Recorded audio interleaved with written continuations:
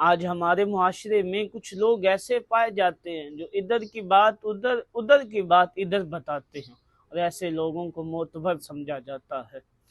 حضرت وہب بن منبہ رحمۃ اللہ علیہ کے پاس ایک آدمی آیا اور آ کر کہتا ہے جناب فلاں بندہ آپ کو گالیاں نکالتا ہے۔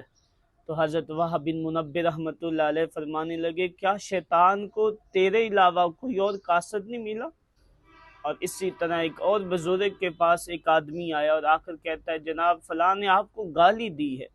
تو وہ بزرگ فرمانے لگے اس نے تو ہوا میں تیر چلایا تھا جو مجھے نہیں لگا تھا، تم نے اٹھا کر میرے سینے میں کھونک دیا۔ حضرت امام شافعی رحمۃ اللہ علیہ کی وہ بات، وہ ایک آدمی آیا اور آ کر کہتا ہے جناب فلاں آپ کو گالیاں نکالتا ہے۔